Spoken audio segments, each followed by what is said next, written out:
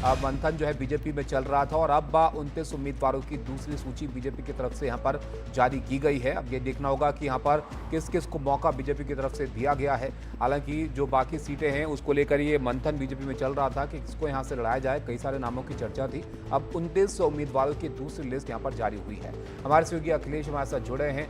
अखिलेश जी, थोड़ा इंतजार जरूर हुआ इसके लिए, लेकिन अब लिस्ट जारी हुई है, तो बताइए कौन कौन से बड़े नाम इसमें नजर आ रहे हैं? ये 29 उम्मीदवारों की दूसरी सूची बीजेपी ने जारी की। इससे पहले भी 29 उम्मीदवारों की पहली सूची बीजेपी जारी कर चुकी थी और इस तरह से कुल मिलाकर के अभी 58 विधायक बीजेपी ने अपने उम्मीदवार जो है घोषित कर दिए हैं। मैं आपको बोलूं कि इसमें महत्वपूर्ण बात यह है कि इसमें कुछ ऐसे जाने माने चेहरे जिनको टिकट दिया गया है। अभय वर्मा जो कि मौजूदा विधायक है लक्ष्मी नगर से, उनको दोबारा मौका दिया है। हालांकि उनका नाम पहले सूची में नहीं था, लेकिन इस बार बीजेपी ने उनको दूसरी सूची में जगह दी है। कपिल मिश्रा को करावल नगर से बीजेपी ने मैदान में उतारा, यानी यहाँ के जो मौजूदा विधायक थे उनको टिकट नहीं दिया है पार्टी ने। सीलमपुर से अनिल गौड़ को टिकट दिया है और ओखला से मनीष चौधरी को बीजेपी ने चुनाव मैदान में उतारा है। इसके साथ ही पूर्व मुख्यमंत्री मदन लाल खुराना के जो बेटे हैं उनको भी टिकट दिया गया, सतीश खुराना को, हरीश खुराना को, उनको मोती नगर से चुनाव मैदान में पार्टी ने उतारा है। इसके अलावा इस लिस्ट में बीजेपी ने 3 महिला उम्मीदवारों को भी मौका दिया है। इनमें दीप्ति इंदौरा, इनको मटिया महल से टिकट दिया गया है, उर्मिला गंगवाल को मादीपुर से टिकट दिया गया और श्वेता सैनी को तिलक नगर से, नजफगढ़ से नीलम पहलवानी। 4 महिला उम्मीदवारों को बीजेपी, माफ कीजिएगा 5 को दिया। प्रियंका गौतम कोयली से उनको, कोंडली से उनको टिकट दिया है। तो इस तरह से कुल मिलाकर के अभी तक बीजेपी 7 महिला उम्मीदवारों को चुनाव मैदान में उतार चुकी है। इसके साथ आपको बताऊं कि पवन शर्मा जो कि बीजेपी के संगठन से काफी समय से जुड़े रहे थे, उनको उत्तम नगर से पार्टी ने टिकट दिया है। द्वारका से प्रद्युम्न राजपूत को टिकट दिया है। मटियाला से संदीप सहरावत को चुनाव मैदान में उतारा गया। पालम से कुलदीप सोलंकी को टिकट दिया गया। कस्तूरबा नगर से नीरज पसोया को टिकट दिया गया। तुगलकाबाद से रोहतास बिदूड़ी बीजेपी के उम्मीदवार होंगे। इसके साथ ही सदर बाजार से मनोज कुमार जिंदल, चांदनी चौक से सतीश जैन को टिकट दिया है। बल्ली महाराज से कमल बागड़ी को। तो अभी काफी सारी सीटें हैं जो बची हुई हैं और अभी देखना होगा कि बाकी सीटों पर कब बीजेपी नामों का ऐलान करती है। लेकिन कल रात जो केंद्रीय चुनाव समिति की बैठक चली थी उसमें सभी सीटों पर मंथन हुआ था। बाकी बची सभी सीटों पर मंथन किया गया था और करीब करीब सारे नाम तय कर लिए गए थे। कुछ ही सीटें थी जो होल्ड की गई थी। हालांकि अभी सभी सीटों पर उम्मीदवार घोषित नहीं किए गए हैं। जी बिल्कुल अखिलेश जी, यही खबर थी कि ज़्यादातर सीटों पर जो है वो नाम तय कर लिए गए, लेकिन अभी भी कुछ सीटें बची हैं। उन सीटों के बारे में क्या जानकारी है? देखिए अभी समय है क्योंकि कल से ही नामांकन भरने का काम शुरू हुआ है। 17 जनवरी तक नामांकन पत्र भरे जा सकते हैं, तो इसलिए अभी समय है। लेकिन बीजेपी चाहेगी कि जल्द से जल्द इन उम्मीदवारों के नामों का ऐलान हो, क्योंकि आम आदमी पार्टी के सभी 70 उम्मीदवारों के नामों का ऐलान काफी पहले ही किया जा चुका है और इस लिहाज से उन्होंने अपना चुनाव अभियान भी शुरू कर दिया। तो बीजेपी चाहेगी कि जल्द से जल्द बाकी बची सीटों पर भी इन उम्मीदवारों के नामों का ऐलान कर दिया जाए।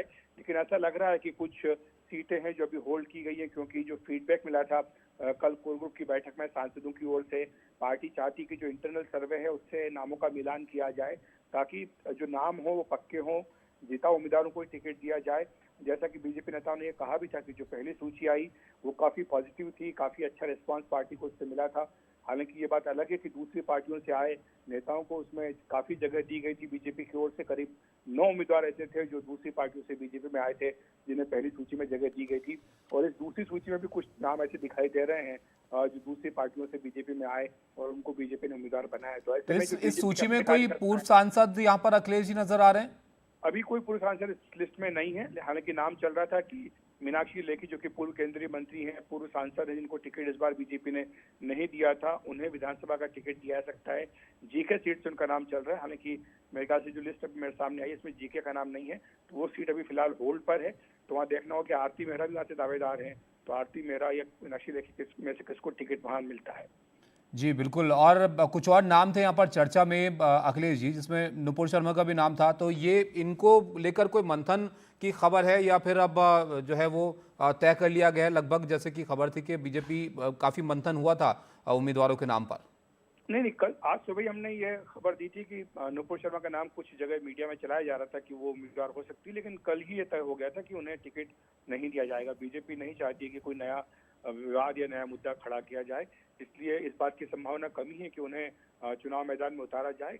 ये कल रात को बैठक के बाद ही समाचार आई थी सूत्रों के हवाले से, इसमें कहा गया था कि नुपुर शर्मा को पार्टी चुनाव मैदान में नहीं उतारेगी।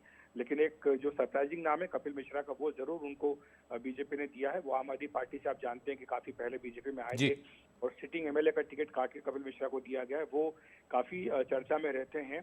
तो इस लिहाज से उनका टिकट जो है वो एक बड़ा संदेश है। बिल्कुल, तो अब यहाँ पर एक और लिस्ट तो यहाँ पर जारी कर दी है, लेकिन ये जो मुख्यमंत्री के चेहरे को लेकर सियासत यहाँ पर अखिलेश जी गरमा रही है, इस पर कोई खबर है कि कोई ऐसा चेहरा जिसको बीजेपी आगे यहाँ पर बढ़ाती हुई दिख रही है, क्योंकि लिस्ट में कई बड़े नाम भी शामिल हैं।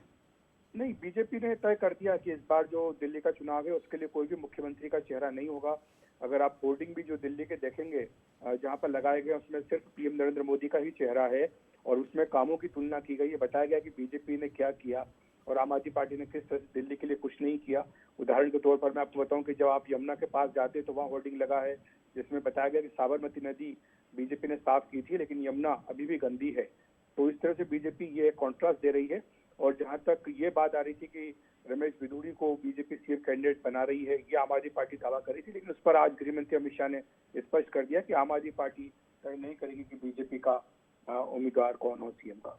बिल्कुल, शुक्रिया अखिलेश जी आपका विस्तार से बताने के लिए। तो बीजेपी की दूसरी लिस्ट है 29 उम्मीदवारों की सूची, जिसमें कई बड़े नाम भी यहाँ पर शामिल हैं, जिसको हम आपको दिखा रहे हैं कि अलग अलग जगहों से किसको उम्मीदवार बीजेपी की तरफ से बनाया गया है।